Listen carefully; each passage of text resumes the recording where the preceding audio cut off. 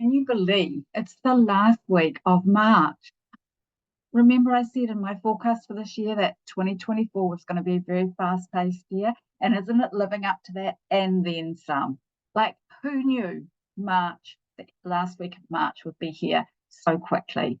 So, I am here with your leaders' numerology forecast for the week beginning Monday, March 25th. And Universal Energy this week wants you to choose you, to take responsibility for your own growth and your own spiritual transformation. It reinforces and intensifies your need to choose, to decide, to devote yourself to what's next for you. So really consider, what is your soul and intuition highlighting, bringing to the surface, bubbling up, popping into your head, channeling it to you, however you term that, as being next for you. And how willing are you to take full responsibility for your own growth and spiritual transformation? You can't rely on anyone else to do that for you. That's up to you. Some uncomfortable truths may come into the light that may either deepen or change relationships. And in that happening, you may well be released from entanglements from the past, some of which you've tried to perhaps break free from, and they might just dissolve. Fairness and justice will be highlighted, and that may highlight some power struggles. It may ask you to look at your foundation and, really review how unshakable it is. And remember in all of this that you are responsible for being aligned and for being on purpose always. So day-to-day specifics. Monday, lead from your soul, go inward, observe your own thoughts and feelings. When you do that, when you are deeply connected with your soul, that's when we feel safe as people, right? Because that's home, that's our spiritual home. It's inside of us. You know what's fair, you know what's just, you know what needs released or changed for that to be. And be willing to go deeper in your relationship. Have courageous conversations that inspire rather than try to control. Tuesday, you know what you know. So there's no need to overthink it or gather more knowledge. You've got enough. Your basket is full. Pause, choose your focus, and take each next step without trying to overanalyze or complicate the situation. You have the power to lead your own thoughts, to choose your own direction, and to move forward. So use it. Wednesday, you cannot lead from antiquated thoughts and ideas that served you well in the past. You've got to be willing to let them go so that you have space for new ideas and inspirations to come through. Because otherwise, if your mind is cluttered, it's like trying to stuff something into that drawer that is already bursting at the seams and you have trouble pushing it shut, right? So we need to be willing to let go of old ideas and beliefs. Rely on your intuitive knowing rather than your analytical knowledge.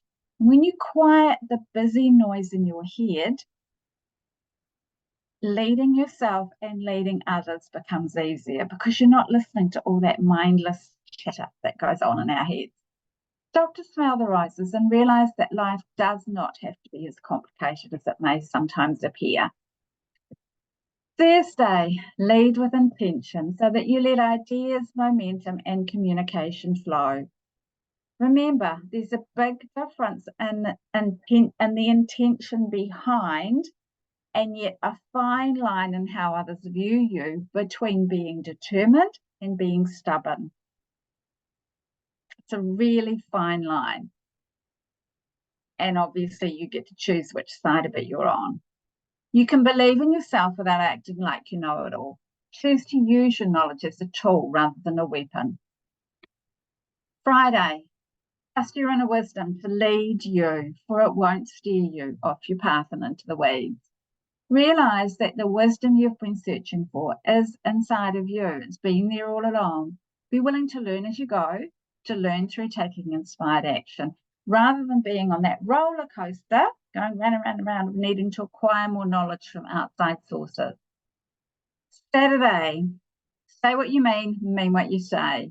Anytime you don't, it lets you know that you're out of alignment, that your head, your words, and your intuition are not aligned. They're not agreeing with one another, and you need to do whatever it takes to realign.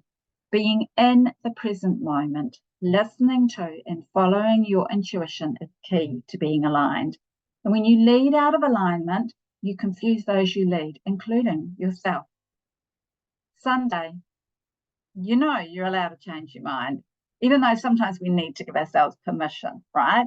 And when you do, you've also got to change your actions so that they match your beliefs. And then you've got to communicate that to those, your change of thoughts and beliefs to those who are affected, including those you lead. It's really imperative that you communicate that and that you get comfortable with uncertainty and having those courageous conversations. So this really is, as I said, asking you to be deeply devoted to your own transformation and spiritual growth and to take full responsibility for it. And to remember that you are responsible for being aligned and on purpose always. Have an awesome week. I'm here for you when you're ready for a personal reading or when you want to take this work into your day-to-day life, because knowing it and really integrating it into how you live is amazing, and how it frees you to lead your way, which is what you want to be doing. It's what you're here to do so that you can share your magical gifts with the world.